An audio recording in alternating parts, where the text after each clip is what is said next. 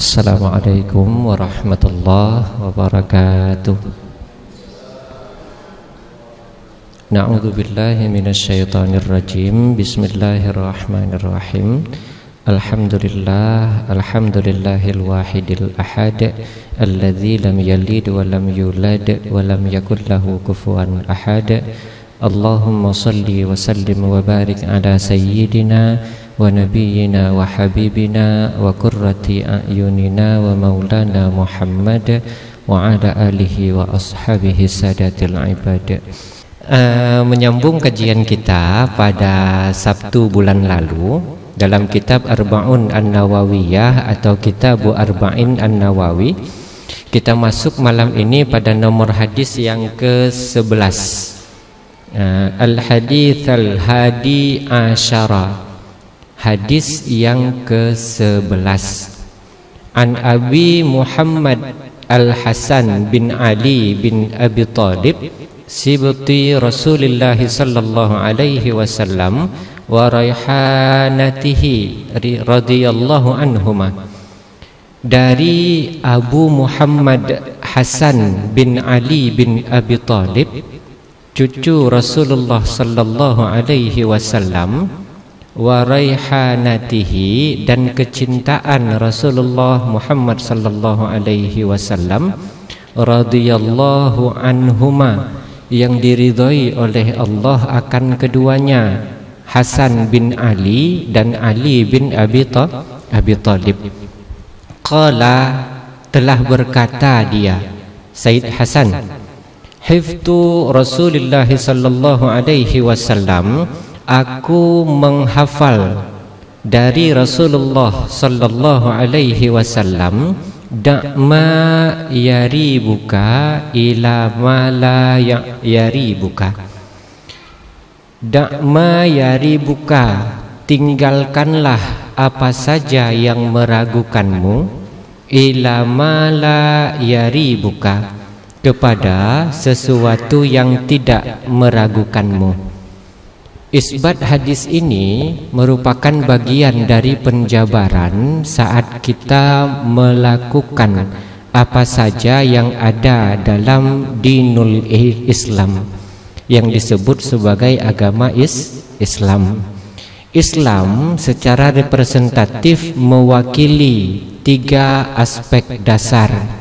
Yang pertama adalah aspek syariat, yang kedua adalah aspek akidah, yang ketiga adalah aspek adab. Seperti kalimat yang sudah-sudah, kalau ngaji bapak-bapak kita serius. Kita nggak ada candanya kalau untuk bapak-bapak ya. Islam representatif itu terbagi menjadi tiga dasar. Yang pertama adalah al-ilmul ladzi yusahhihul ibadah, ilmu yang dengan mempelajarinya kita benar dalam beribadah, disebut ilmu syariat. Yang kedua, al-ilmul ladzi yusahhihul aqidah, ilmu yang dengan mempelajarinya akidah kita menjadi benar. Dan yang ketiga, al-ilmul ladzi tahsinuhu fil akhlaq, ilmu yang dengan mempelajarinya maka baiklah akhlak kita. Dari tiga dasar ilmu ini kita dituntut untuk membuang apa yang meragukan. Da'ma yaribuka ila ma la yaribuka, apa saja yang ada dalam keraguan dari apa yang kita terima di Islam, maka Rasulullah sendiri menyuruh kita, memerintahkan kita untuk membuang keraguan, mengambil satu tempat yang membuat kita tidak ragu. Kita awali secara implisit dengan satu kaidah ilmu dalam Islam yang mencakup keduanya. Rasulullah sallallahu alaihi wasallam ditanya oleh Jibril, "Ma huwal Islam ya Muhammad?" "An tashhada an la ilaha illallah wa anna Muhammadar Rasulullah wa tuqimas shalah wa an tu'tiya'uz zakah wa tasumu ramadhana wa tuhijjul baiti man istata'ta ilaihi sabila.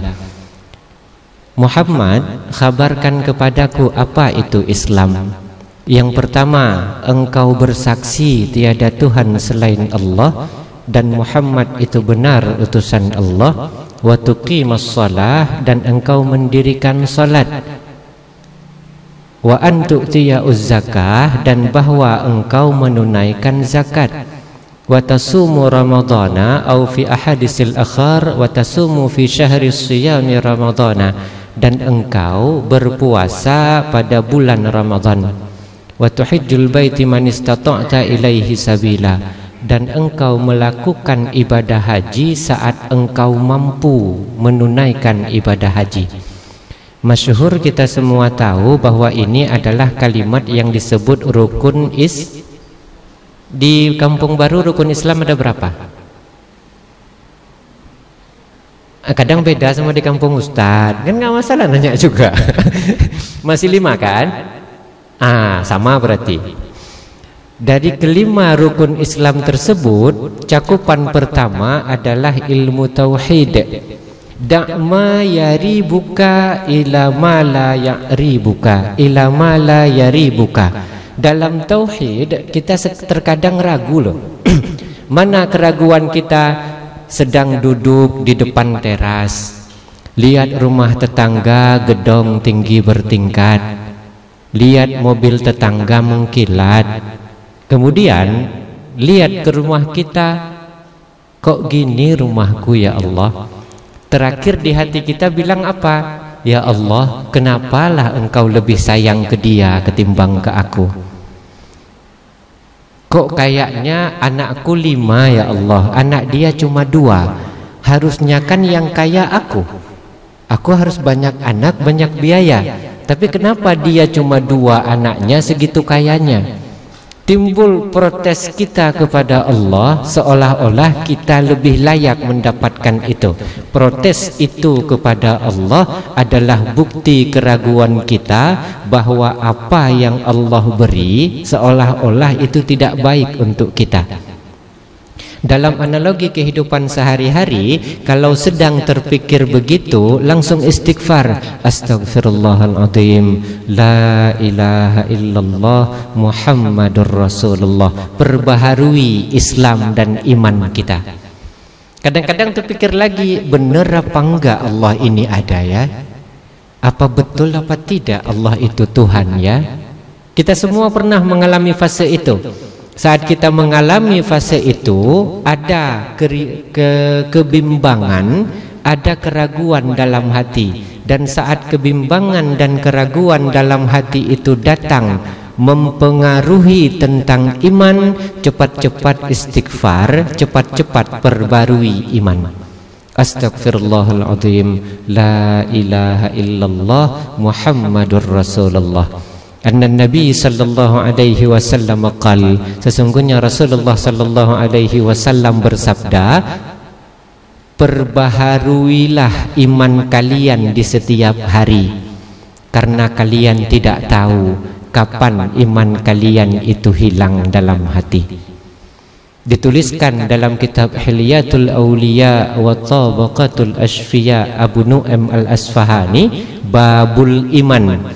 Sebelum kita tidur, ucapkan syahadat dulu 1 kali. Asyhadu an la ilaha illallah wa asyhadu anna Muhammadar Rasulullah. Aku bersaksi tiada Tuhan yang kusembah kecuali Allah, dan aku bersaksi sesungguh Muhammad itu benar utusan Allah. Baru kalau mau baca doa tidur, baca doa tidur. Di sini doa tidurnya apa? Hana adangku jo gitu, jangan. Kenapa? Memperbarui iman, karena kita tidak tahu saat berbicara dengan kawan tadi, mungkin ada yang membuat iman kita tergelincir. Memperbarui keyakinan dengan kalimat menjelang tidur di malam hari merupakan perbaruan iman yang secara harfiah itu wajib kita lakukan.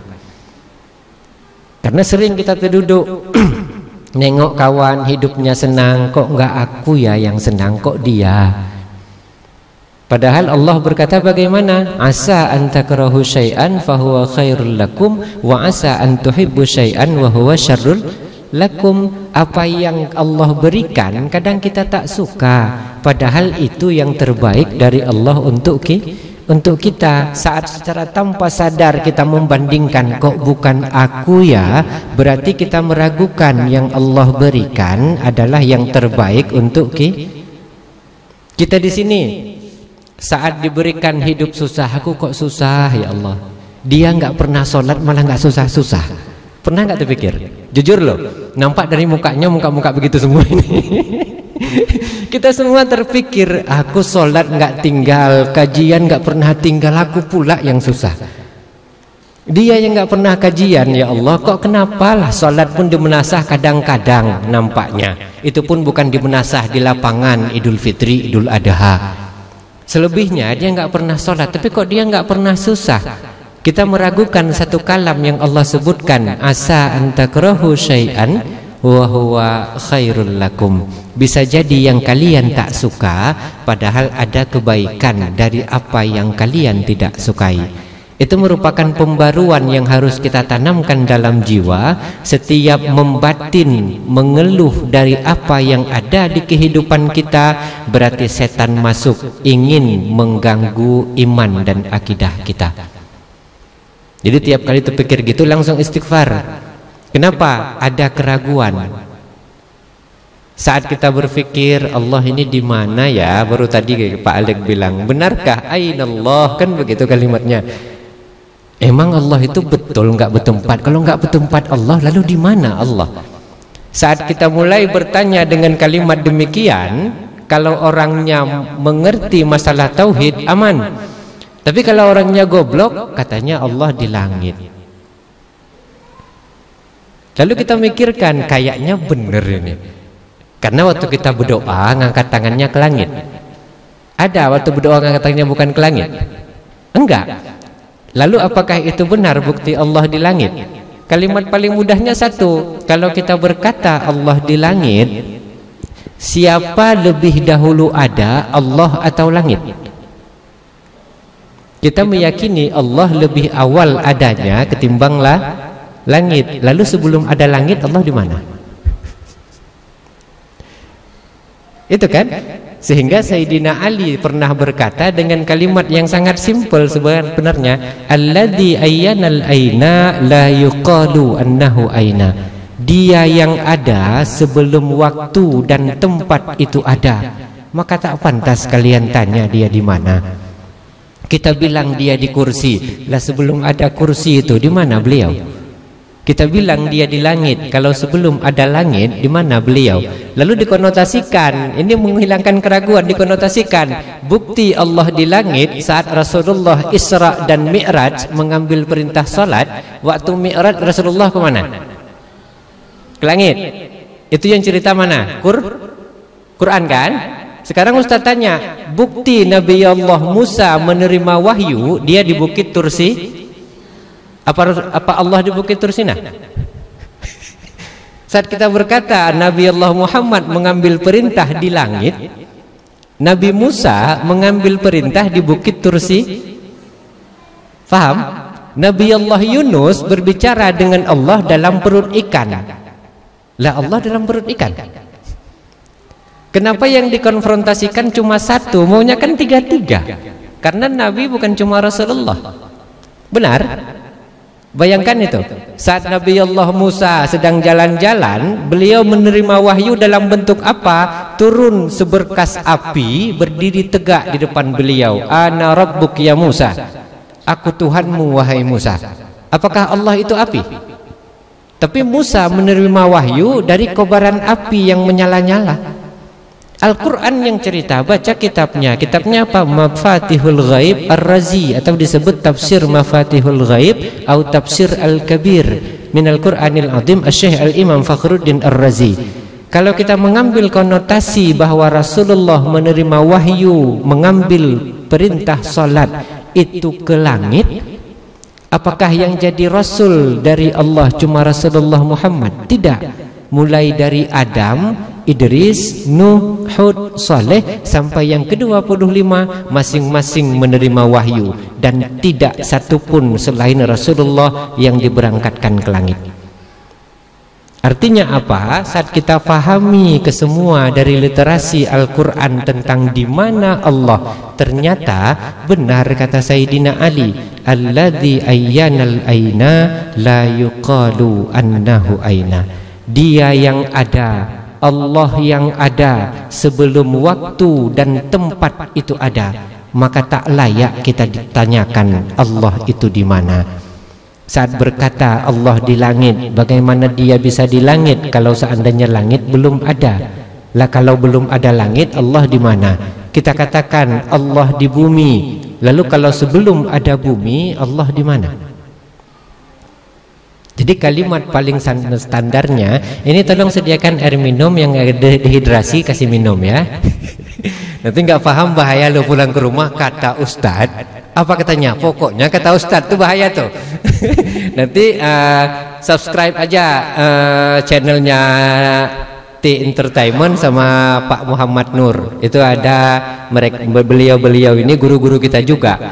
Cuma ngambil bakat kameramen, bakat yang tertunda. Nanti bisa dilihat di kalau jangan sampai salah pahami. Itu menghilangkan keraguan dalam tauhid. Setiap malam sebelum tidur, asyhadu an la ilaha illallah wa asyhadu anna muhammadar rasulullah.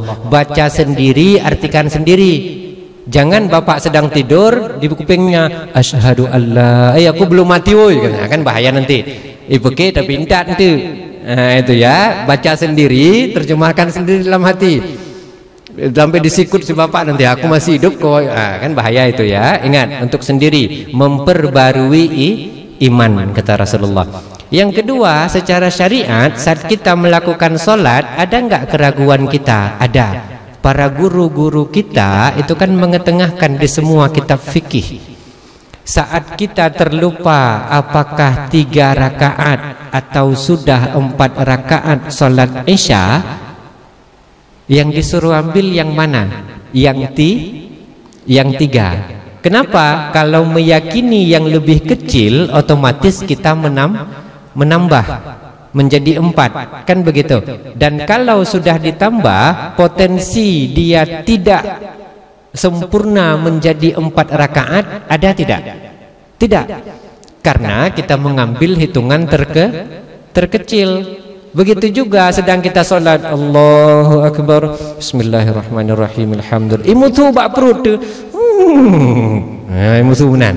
Ingat kita nyotuh gentut pukulnya, iya kan? Ini kentut atau apa? Atau seakan-akan dia keluar. Kita semua pernah merasakan seakan-akan dia keluar. Kayaknya ini udah. Kayak ada keraguan tidak? Kalau ragu hati, batal sholat. Makanya Rasulullah mengajarkan untuk perincian saat sholat ini. Rasulullah mengajarkan perincian. Tasma'u sautan au tajidu rihan.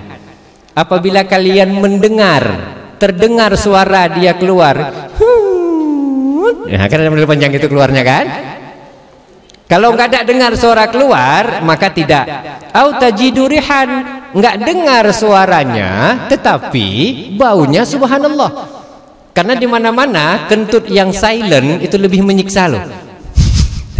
Kentut tapi silent, tak kalian dengar suara keluarnya, tidak kalian cium baunya, maka hukumnya yakin kita. Artinya apa? Saat ada keraguan, periksa. Setelah diperiksa, maka timbul keyakinan. Kalau ragu saja tidak diperiksa, maka hukum sholat batal. Hukum sholat menjadi batal karena kita ragu-ragu antara sah atau tidak. Suatu hari ayah kita buka ladang sawit di 35. Nah kapan sampai ini ayah na? Insyaallah kapan-kapan. 3 ke belum tu 50 hektar kan pai tajak tanya dak cah. Kamu cok depah mendengar telahnya ya. Begitu sampai beliau ke sana, beliau bilang, Tengku, hidih tanya alhamdulillah ladang kan nabak drin tengku. Nabak drin 2 bak. Nyan kanaboh tengku bujak tajak gede kan begitu. Jut soso nanu pakat Pak Alek ahla jamaah tanya udah tajak. Mujak tu kita berangkat jam 10 siang ke 35. Cuaca alhamdulillah mendung jadi enak jalannya. Begitu di perjalanan sampai ke kebun itu kan kami baru pertama ke sana. Ayah Din pun baru pertama ke sana. Tiba-tiba sayup-sayup sampai terdengar suara orang azan di Simpo. Allahu Akbar, Allahu Akbar. Kalau jauh kan gitu suaranya. Nah, begitu pas dengar sayup-sayup sampai, kata Ayah Din, nyo kaliho tengku. Nyo ayah, dia tadi azan. Ustaz tanya, ayah, ho kiblat tanyo. Gusanga watu mata rohana karena kai peik redu. Iya kan? Matahari tidak ada karena tertutup awan. Terus jadi kemana ini Ustaz? Aku pun tak tahu kan begitu. Pak Alek, mana arah kiblat? Matahari enggak ada. Orang untuk kita tanya enggak ada. Kata Pak Alek bagaimana? Ustaz, menurut saya ke arah sana kiblat. Tanya sama ampun ti, iron ku ampun. Daerah mana ke arah mana kiblat? Ampun bilang ke arah sana kiblat. Ayah Din sang Ustaz sang kudi. Lalu Ustaz drone Ustaz ilung sang kudi. Kami berlima sama-sama meyakini arah kiblat yang berbeda. Kemudian setelah kami meyakini arah kiblat yang berbeda, kami bilang, jadi gimana kita sholatnya? Karena Ayah Din yang paling tua, kita ikut Ayah Din. Sholat kami sah atau tidak? Tidak. Kenapa? Karena tidak meyakini arah kiblat. Bayangkan itu. Kalau memang setelah kita periksa kita nggak tahu, maka dalam teknis itu semua masing-masing kita sholat sesuai keyakinan arah kiblat. Ayah Din ke sana, Pak Alek ke sana, ampun ti ke sana, saya ke sana. Paksa kami membelakangi. Kenapa? Karena kalau menuju pada satu titik kita tidak meyakini. Sehingga sebelum sholat wajtinabul mubtilat itu yang pertama, wastiqbalul kiblat dan menentukan arah kiblat. Setelah diperiksa keyakinan kita ke sana tapi kita tidak mengalukkannya ke sana, maka secara fikih sholat tidak sah. Itu dalam sholat. Begitu juga masalah batal atau tidaknya. Artinya apa? Kalau ada keraguan, maka buang keraguan. Karena keraguan itu dari syaitan dan keyakinan itu dari Allah. Di semua rukun Islam itu ada keraguan. Tauhid yang pertama sudah kita bahas. Yang kedua, keraguan dalam sholat. Pergi ke suatu tempat kita nggak yakin sudah masuk waktu, maka hukumnya kalau kita sholat meskipun sudah masuk waktu, maka hukum sholat itu batal. Kenapa? Karena meyakini belum masuk waktu. Ingat kalimatnya. Makanya sesuatu yang yakin itu penting. Kepentingan keyakinan itu sangat pentingnya diterapkan dalam syariat, tauhid ataupun akhlak, sehingga Rasulullah sering mengulang-ulangnya kepada Sayyid Hasan, cucu kecintaan beliau.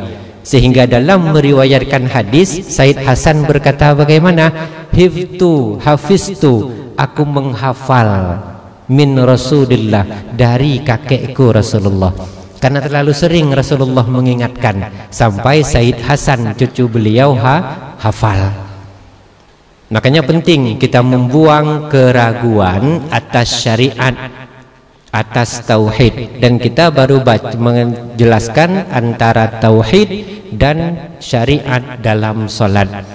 Jadi besok-besok kalau kita mau sholat, itu kan diperintahkan wajibul mubtilat, menjauhkan yang membatalkan yang di pesantren, mantan pesantren yang ini, wajtinabul mubtilat, menjauhkan yang membatalkan sholat.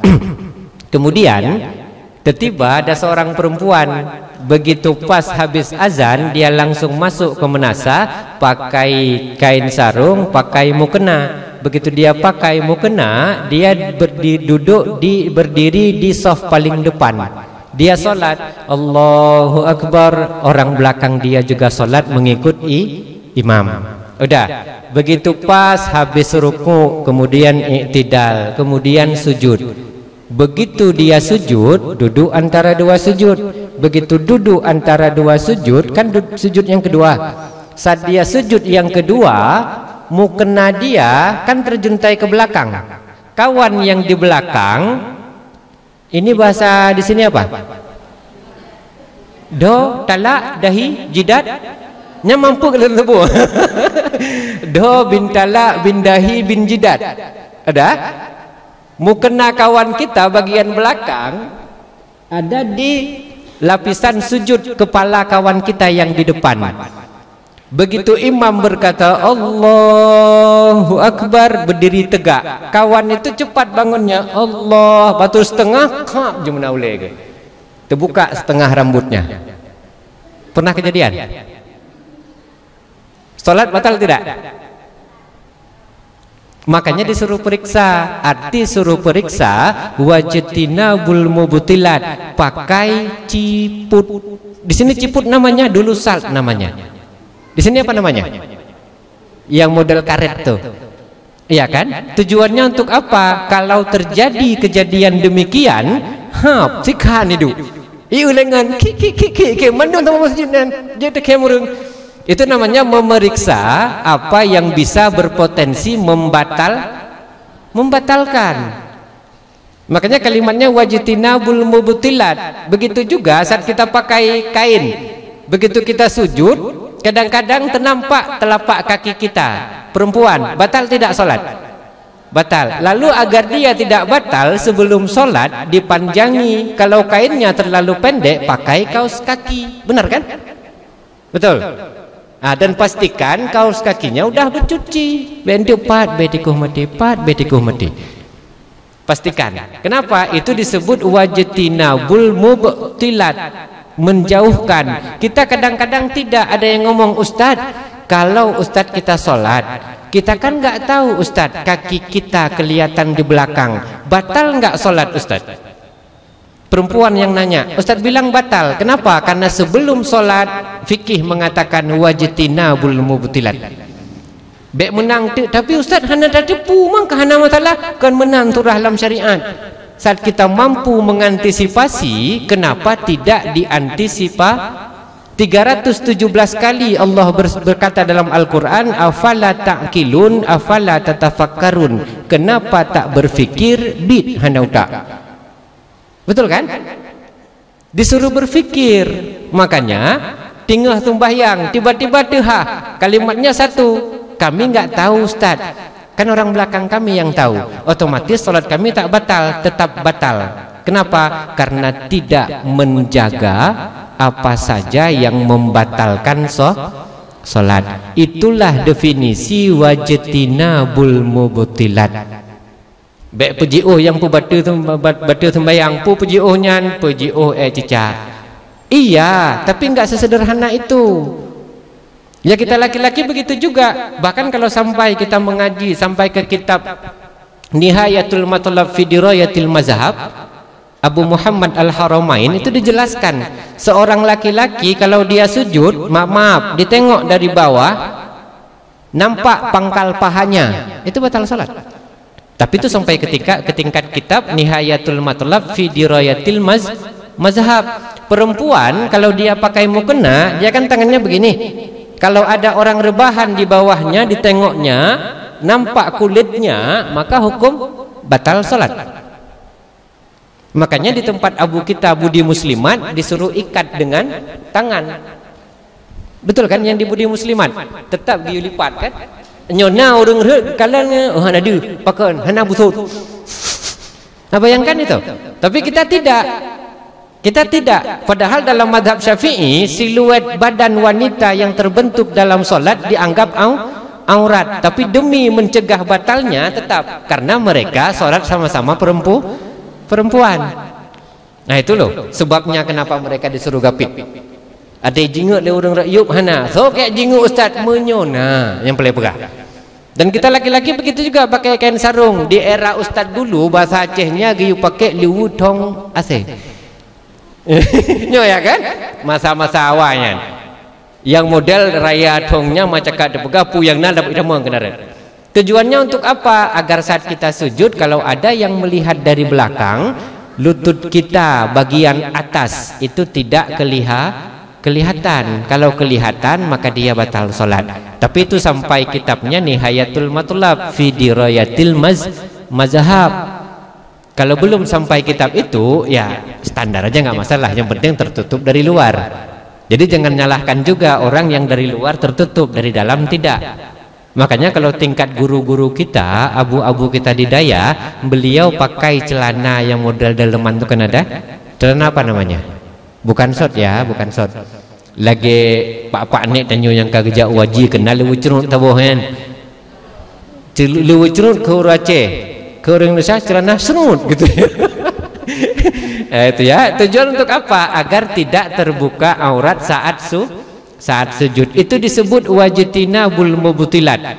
Jangan sampai timbul keraguan, kayaknya bisa, kayaknya tidak, kayaknya begini, kayaknya begini. Tidak.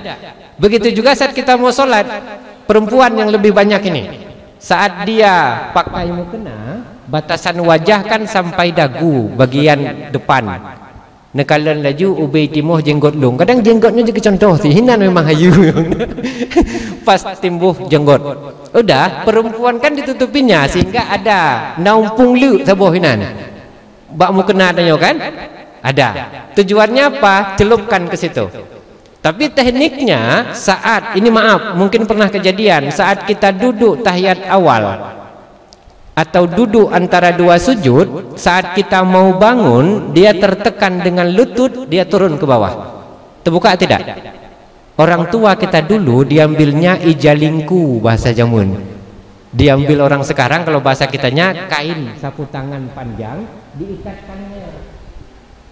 Baru dipakainya mukena. Kalaupun tekan sama lutut waktu ingin bangun, terbuka sampai kemari, maka aurat tidak terbuka. Nah, segitunya lah perhatian orang tua kita dulu. Han mumada dengan umpung liuknya. Apalagi model itu mukena hadiah dari suami sebagai antaran waktu nikah. Anak kal heboh, mangkan tengok kiban muda-muda karetnya. Jangan perbarui. Itu namanya wajitinabul mubtilat, meninggalkan keraguan yang terjadi akibat kelalaian kita. Jadi kalimat sekali lagi, wajitinabul mubtilat bukan cuma menjauhkan kotoran, bukan cuma menjauhkan najis, tapi memeriksa apa saja yang berpotensi membatalkan sholat. Termasuklah kalau mau sholat pipis dulu. Tujuannya apa? Kalau imamnya lama, kau nggak kebelet. Kalau mau sholat, kalau memang sesak qadha hajat dulu. Kenapa? Itu membatalkan sholat. Tapi Rasulullah memberikan kalimat dengan yang paling mudah.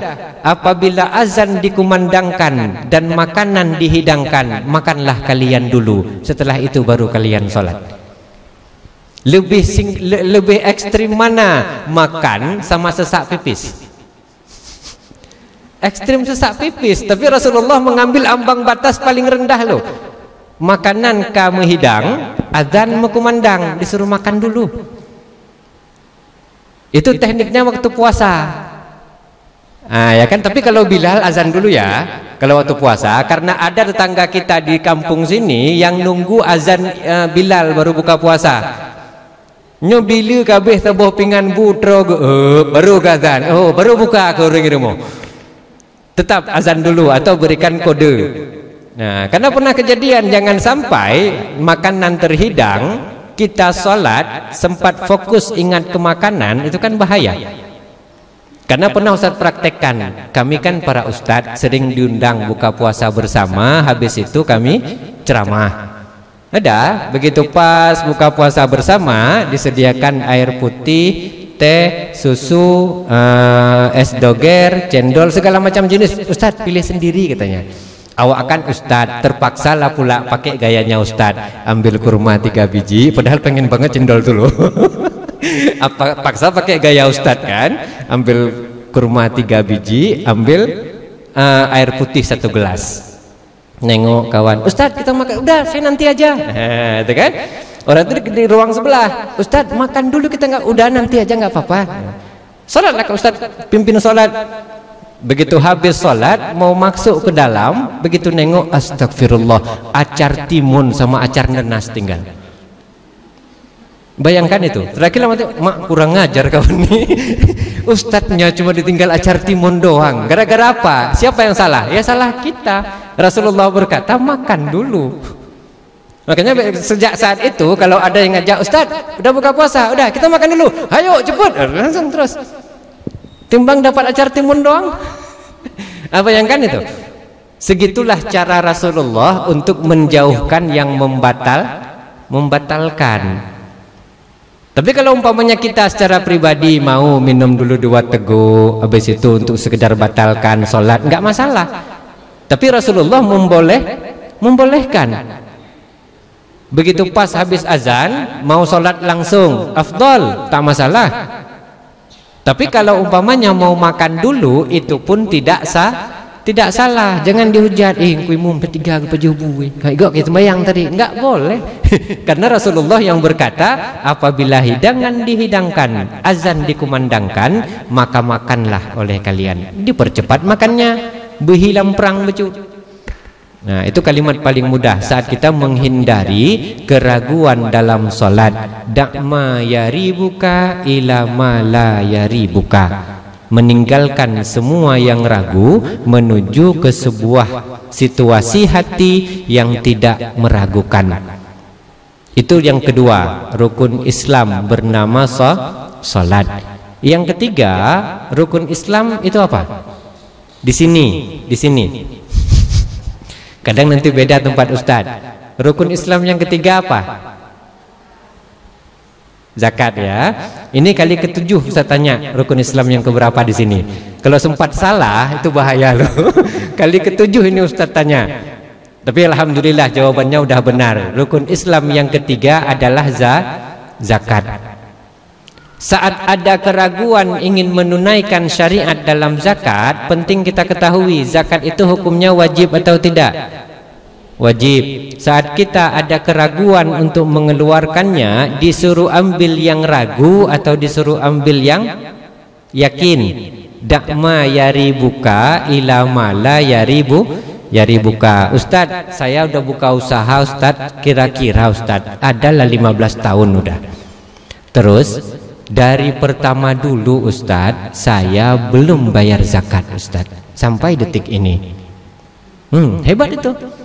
Kemudian kalau saya mau bayar zakat Ustadz, cemana Ustadz? Ya bayar. Tapi saya nggak tahu Ustadz, batasan usaha saya itu di tahun keberapa sampai zakatnya. Paham kan? Di tahun keberapa sampai zakatnya Ustadz? Lalu saya ambil tahun berapa Ustadz? Ambil yang terkecil atau ambil yang terbesar? Kalau ambil yang terbesar, resikonya kalau ternyata sampai yang pertengahan atau yang kecil juga belum dizakati, maka perhitungannya di akhirat. Tapi kalau ambil yang terkecil, kalaupun belum umpama sampai nisab akan harta yang dizakati, maka dia tetap bernilai ibadah, dan sampai ke akhirat dia tidak lagi dihisab. Pilih mana? Pilih yang besar atau pilih yang kecil? Yang kecil, karena kebetulan bukan kita yang mengeluarkan. Itu kan. Nah, kalau kita pula yang keluarkan, itu Ustaz, itu kayaknya yang terbesar aja gitu. Itu kalimatnya. Kemudian betapa bagusnya cara Allah menyampaikannya ke kita. Dalam ritme zakat, Allah menetapkan yang disebut mustahik. Ada berapa mustahik zakat? 8. Yang pertama, kedua, ketiga, keempat, kelima, keenam, ketujuh. Geram nanya apa-apa udah mulai ini. Generasi muda pada diem ya. Kami silent Ustadz, menghormati yang lebih tua. Itu ya, yang muda. Ustadz ngerti loh. Kita kan yang muda harus A+ sama yang lebih tua. Udah, yang Ustadz tanya, yatim masuk tidak? Dalam mustahik zakat yatim masuk tidak? Kenapa dia tidak dimasukkan? Itu merupakan kalimat yang paling teliti dari Allah. Kenapa? Karena status yatim itu menimbulkan banyak keraguan. Contoh, ini si bapak, ini si anak, alat peraga. Meninggal si bapak. Si bapak punya adik laki-laki 2. Anak ini menjadi yatim. Dalam kaidah fikih namanya abnaul mawali, anak dalam perwalian. Siapa walinya? Abang si bapak sama adik si bapak. Kalau abangnya berkehidupan bukan miskin, maka status anak ini bukan miskin.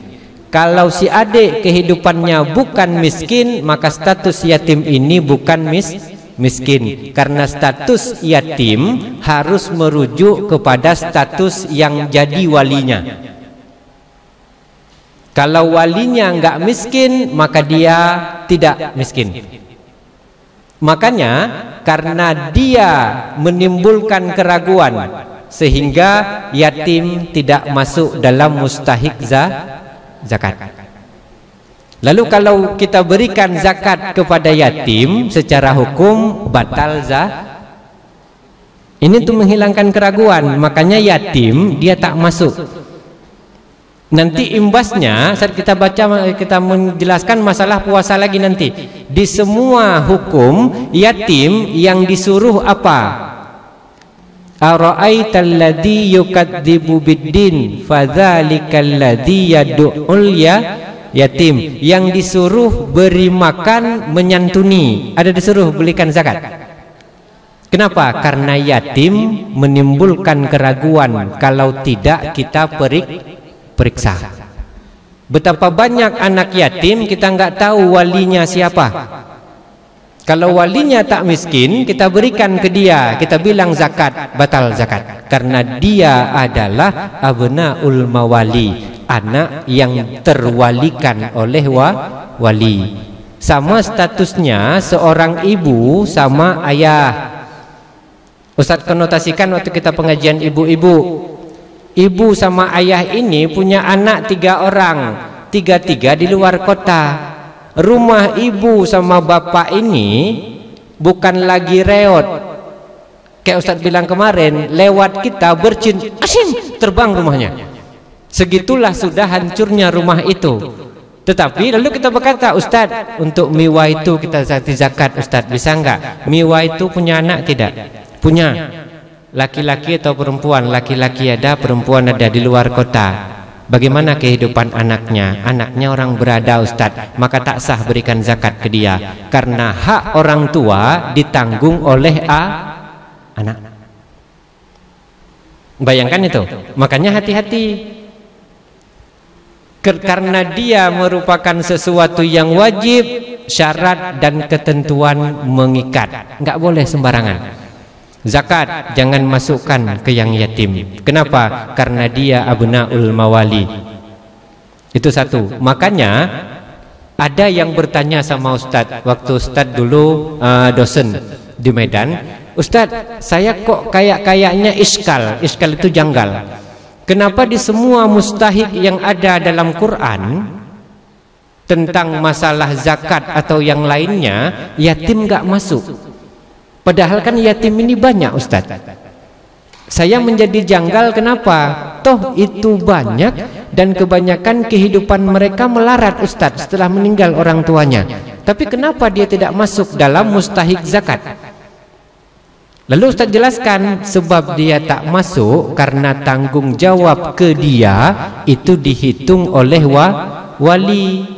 Kalau ada yatim, lihat dulu walinya. Walinya enggak ngasih, walaupun walinya tak ngasih, kalau walinya berada, kita tak sah berikan zakat ke dia. Itu kalimatnya. Makanya sekali lagi Ustaz katakan, kenapalah Allah tak memasukkan yatim dalam mustahik zakat. Makanya hati-hati. Satu. Ya, tapi kalau mau nyantuni Ustaz, kalau mau nyantuni itu lebih banyak lebih baik. Itu kan perkara sunnah.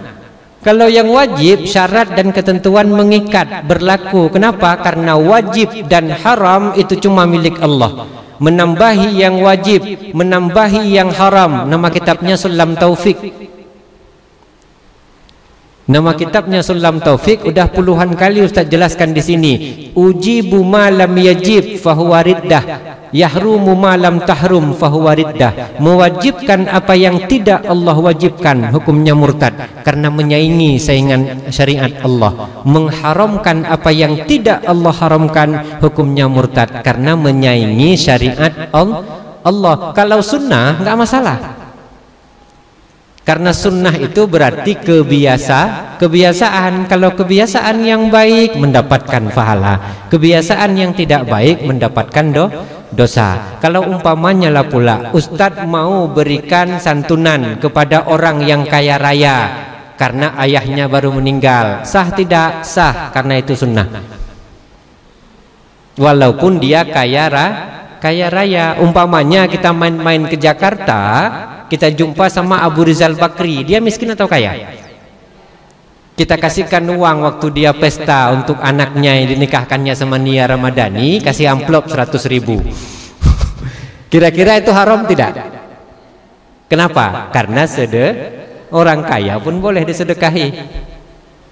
Tapi kalau zakat bisa tidak? Karena zakat hukumnya wajib, syarat ketentuan mengikat. Itulah sebab yatim tidak dimasukkan dalam mustahik zakat. Dari menghitungnya jangan ada keraguan. Terserah mau ambil yang paling tinggi, pertengahan atau yang paling rendah. Kenapa? Karena ini bagian dari yang menghindari keraguan. Kalau kita mengambil yang paling tinggi, ternyata yang rendah juga sudah sampai zakatnya. Di mata dunia kita sudah menyelesaikan, di mata Allah nanti di akhirat akan dihisap. Pertanyaannya, enak ngurusnya sekarang biar nanti di sana lempeng, atau kita milih ngurus di sana? Itu saja.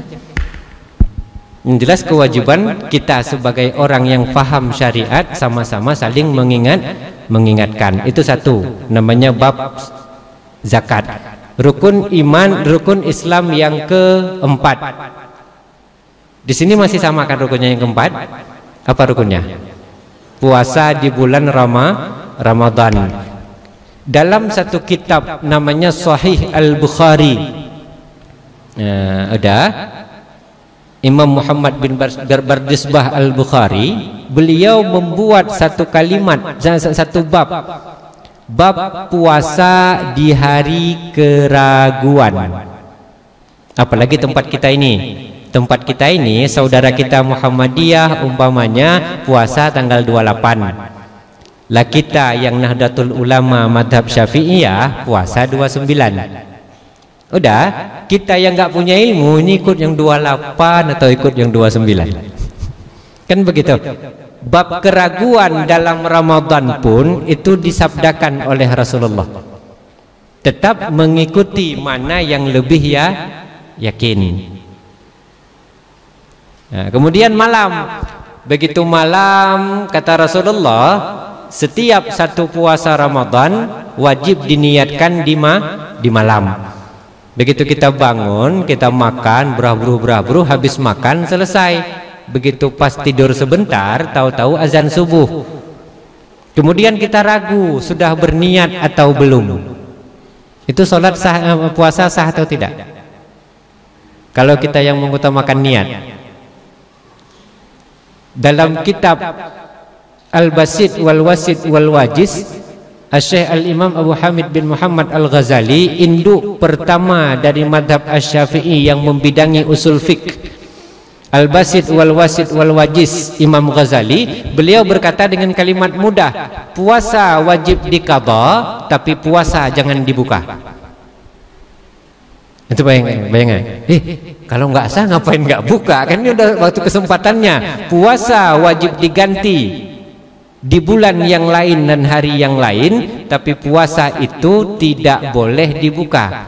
Wajib mengganti karena puasa Ramadan tidak sah. Tidak boleh berbuka li tahrimi syahri siyami Ramadan, demi menghormati bulan puasa Ramadan. Kemudian dibabkan pula dalam kitab Wajiz, seorang wanita yang saat dia menstruasi ataupun mencret, saat dia menstruasi, secara hukum dia haram atau tidak puasa?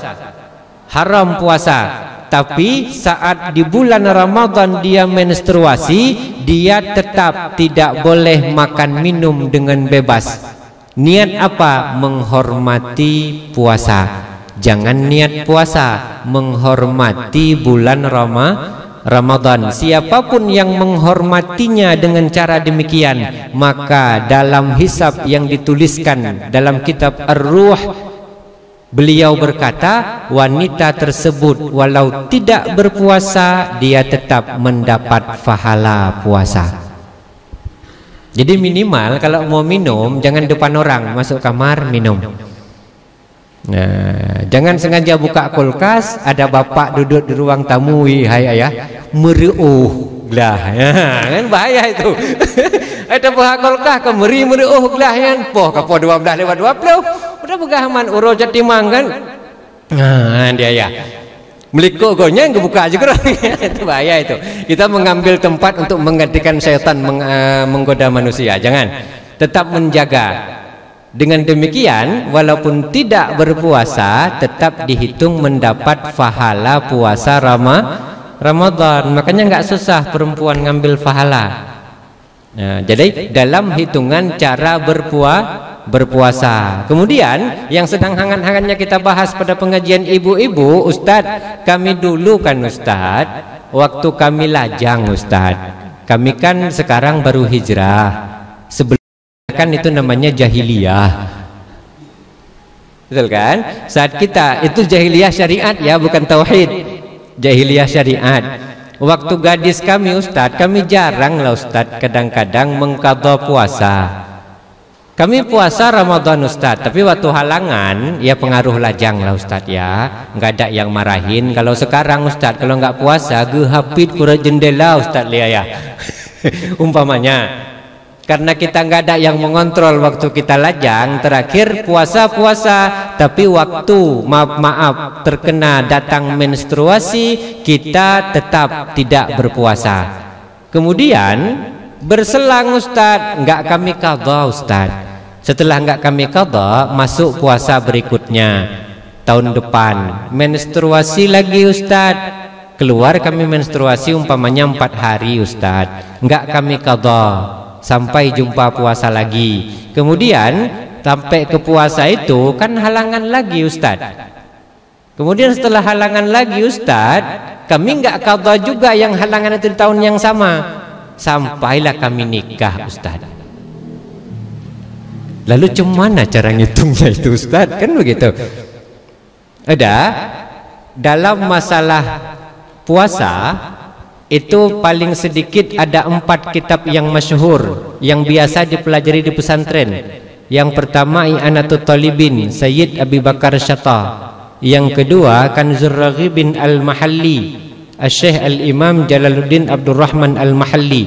Yang ketiga nama kitabnya Manhajut Tullab fi Syarhil Minhaj Syekh Al-Imam Ibnu Hajar Al-Haytami. Yang keempat namanya Fathul Mu'in. Yang kelima nama kitabnya yang mempelajari fidyah itu Manhajut Tullab Syekh Al-Imam Syekhul Islam Abi Yahya Zakaria Al-Ansari. Terpunca pada satu representasi syarah hadis, nama kitabnya Fathul Bari Syarah Sahih Al-Bukhari. karangan Ibnu Hajar Al-Asqalani. Dijelaskan, ingat ya, karena kita madhab Syafi'i, waktu pun dah telat, yang Ustaz jelaskan madhab Syafi'inya. Ramadan yang tertinggal akan puasa di tahun itu apabila tidak diqadha. Ini tahun tinggal puasa. Ini Ramadan kedua.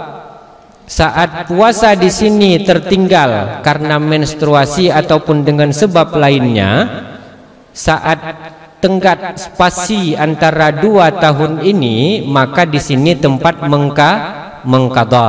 Begitu ketemu Ramadan berikutnya belum diqadha, jumlah puasanya masih sama, tetapi saat melewati tahun ini fidyah ditambahkan 1 hari puasa 1 fidyah.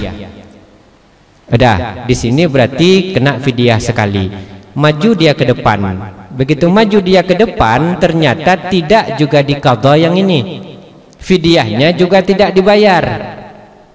Harusnya udah kena sekali. Jumpa puasa di tahun yang ini, maka fidyahnya dikalikan sesuai tahun Ramadan yang dilewati. Sekali dilewati, 2 kali dilewati, maka fidyahnya dikali 2. Puasanya tidak bertambah, tetap 4 hari. Sampai ke Ramadan kelima, ternyata tidak juga diqadha, fidyahnya juga tidak dibayar.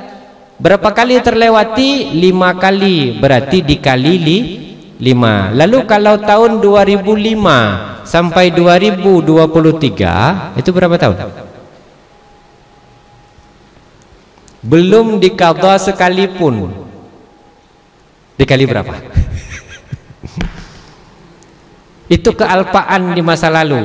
Setelah jumlah hitungannya bagaimana Ustaz? Fidyah. Fidyah itu Al-Quran sendiri yang berkata, fa fidyatum min ta'amu miskin.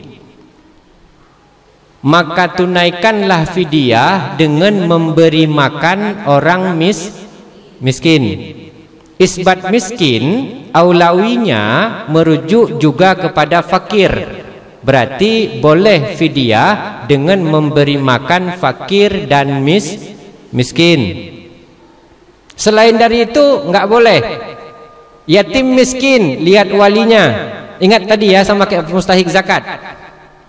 Sama seperti mustahik zakat, karena isbat Quran sendiri berkata min ta'amu miskin, 3 kali makan dalam sehari untuk 1 fidyah. Kalau dikonversikan dalam bentuk uang, di Biren lontong sayur sarapan pagi berapa 1 bungkus? 10.000. Makan siang nasi sayur 15.000. Makan malam nasi sayur 15.000. Suruh dia makan di Menasah, nggak usah beli air, minum air keran. Aman kan? Aman. Udah, berarti 15 malam, 15 siang, 10 pagi. Berapa? 40.000 untuk 1 kali fidyah, 1 hari puasa. Kalau mau dipakai dengan hitungan sa', maka dia 1 mud beras.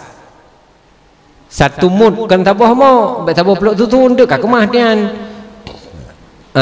Hitungan 1 mud berat itu ada sekitar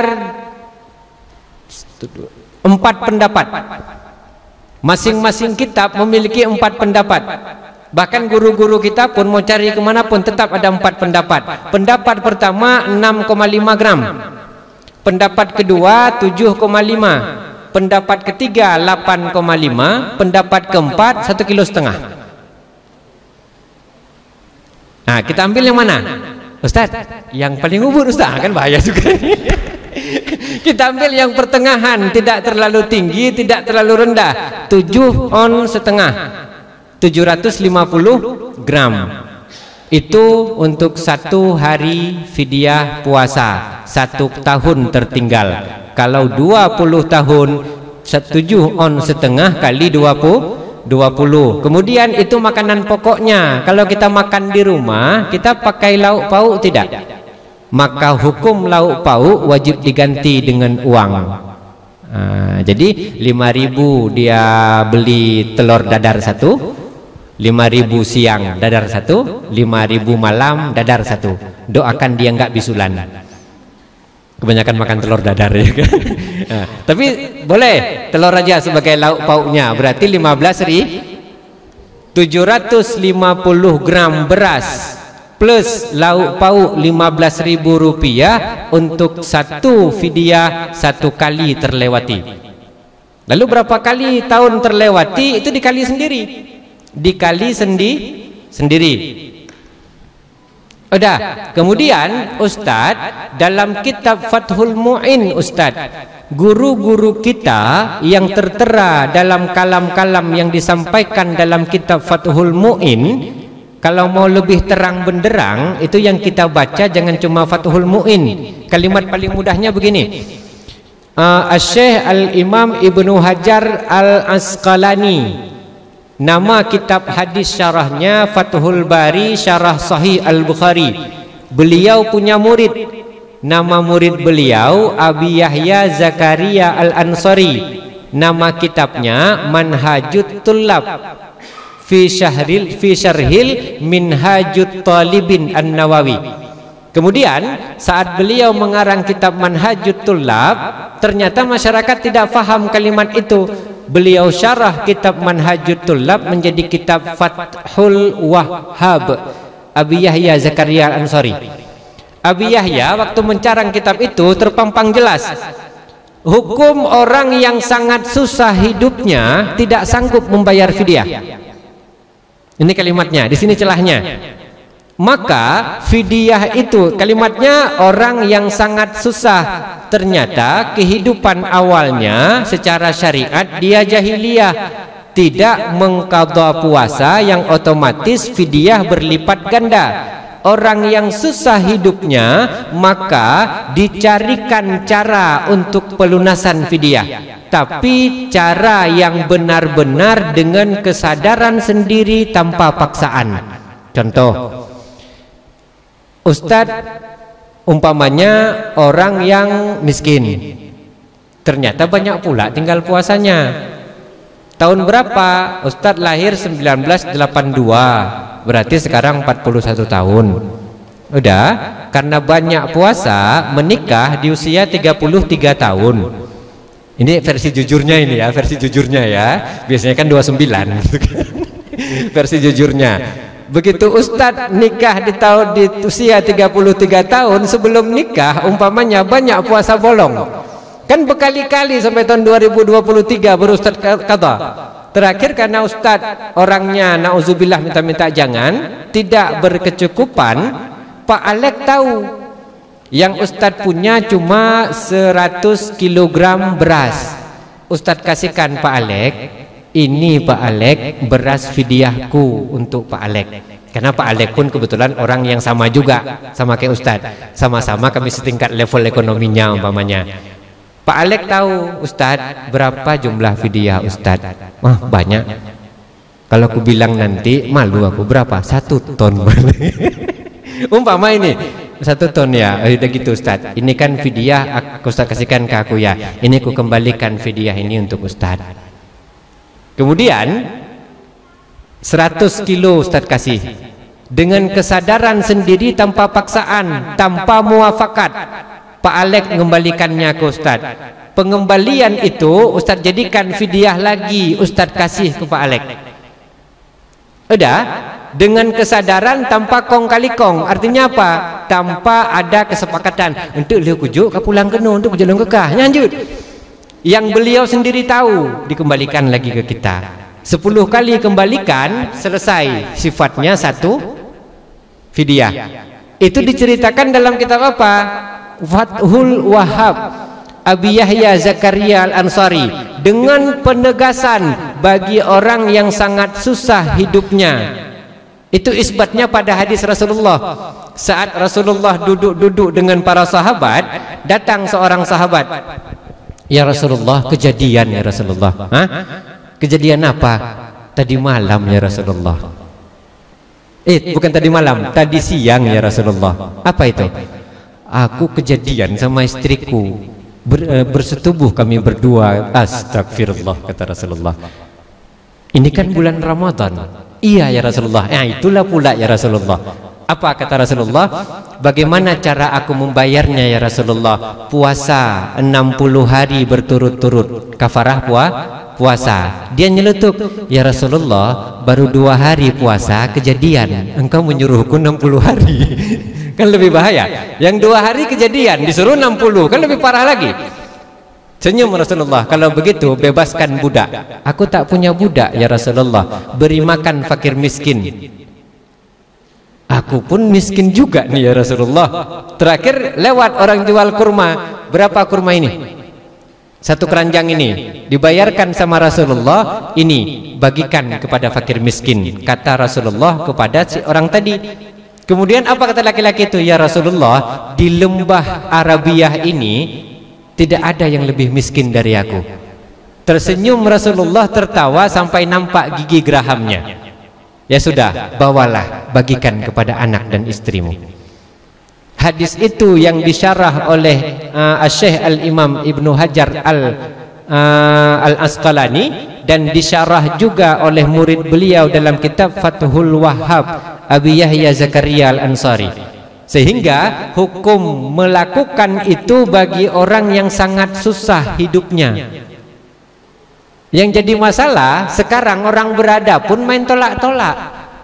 Dan setelah ditolak-tolak, kemudian ada muafakat. Satu saya tanya, ini jadikan sebagai analogi ya, perbandingan. Hukum Cina buta dalam nikah ada atau tidak? Tidak. Sepakat kita? Sepakat. Kenapa tidak ada? Karena adanya muafakat. Uronyokah kamu nikah ngemantan istri long malam tinggal kacri. Menyokati menan yang papeng le judah. Ada muafakat, hukum Cina buta namanya. Ada tidak dalam Islam? Tidak. Lalu kalau kita muafakat atas hal seperti ini, sama-sama wajib loh. Makanya kalau memang sifatnya nature, natural, Pak Alek tahu Ustadz susah, kemudian dengan kesadaran sendiri Pak Alek mengembalikan, dan itu Ustadz lagi kembalikan, itu hukumnya boleh bagi mereka yang sangat-sangat susah hidupnya untuk melunasi apa yang terhutang pada Allah. Walaupun di bawah beliau itu banyak ikhtilaf ulama, dipertentangkan, tapi dalam sanad dari kitab itu hukumnya boleh, dengan catatan orang yang sangat-sangat susah hidupnya. Jadi yang tahu kita susah siapa? Pertanyaannya, kalau kita ditanya, kau susah enggak? Aku paling susah di sini. Itu kalimatnya. Hati-hati makanya. Jadi kalau mau melakukan demikian, boleh dengan yang paling susah. Tapi kalau umpamanya kita sendiri kita tahu nikmat Allah bagaimana, menyusah-nyusahkan diri, itu kalimatnya berat loh. Makanya dalam hukum fidyah, kalau mau mengambil cara demikian boleh, tapi ingat level mana kehidupan kita. Satu, rizki yang Allah beri bagaimana? 2, kemudian cara pengeluarannya jangan sampai salah. Karena kalau salah, kita dihisab bukan di dunia, perhitungannya nanti di akhirat. Di dunia kita bebas, di akhirat tunggu, jangan macam-macam. Makanya daripada ibu-ibu, Ustadz ingatkan berkali lagi, kewajiban Ustadz cuma menyampaikan. Begitu sampai ke akhirat nanti, kaliu ya Allah urusan dua urungnya naruh lungli kali kepegah kah ya Allah hampatih tanya mbak malaikat maktubah nah itu leh kewajiban Ustadz cuma menyampaikan, mau nunaikan atau tidak itu hak kita. Kemudian kalau kita mengambil cara dengan tadi itu, saling menolak, saling memberi antara si miskin dengan si miskin agar terbebaskan hukum fidyah. Allah tahu enggak kita miskin atau kaya? Allah tahu enggak kita beriskin atau berada? Tahu. Nah dia akhirnya dihisab lagi. Kau segitu banyaknya ku kasih untuk kau, masih juga kau kayak gitu. Secara hukum sah tidak? Karena cara Allah memanggil kita itu sesuai dengan cara yang Allah berikan kepada kita. Kita semua dipanggil, Ustadz ulang biar kita paham. Sikit aja, jam 10 pas kita selesai kan? Habis itu pulang kita ngopi gitu. Oke, satu kalimat saja. Ya ayyuhalladzina amanu amfiku, wahai orang-orang yang beriman, amfiku, infakkanlah. Kalimatnya satu, infak. Infak itu apa? Keluarkanlah dari apa yang kuberikan pada kalian. Untuk apa? Sesuai dengan kita diberi apa oleh Allah. Diberi harta, penghasilan, laba atau sejenisnya sampai batas zakat. Infak berarti zakatkanlah. Tidak diberi penghasilan, tidak diberi usaha yang sampai batas pada zakat, tapi kita diberikan properti, ladang sawit, ladang karet, ladang ganja nggak masuk ya, ganja nggak masuk. Ladang entah apa-apa, sawah banyak. Infak bermakna wakaf. Kemudian properti nggak ada, penghasilan nggak keluar zakat, tapi kita uang ada, maka infak berarti material berupa semen, uang 100.000, seng 1 lembar, papan 5 lembar. Infak pada dia dalam ayat itu bermakna dermakanlah di jalan Allah. Lalu ketiga-tiganya nggak ada, iganya gaji hana, boina hana kurace. Kemudian uang pun seret, maka infak bermakna ke dia adalah sedekahkanlah. Apa itu sedekah? Tabassumika ila wajhi akhika sadaqah, senyummu kepada saudaramu sedekah. Jadi jangan salahkan nanti kalau orang miskin banyak sedekah. Begitu lewat orang miskin, kita yang agak berada, dia senyum, dia sedang berusaha nyedekahi kita loh. Kita wajib balas tidak?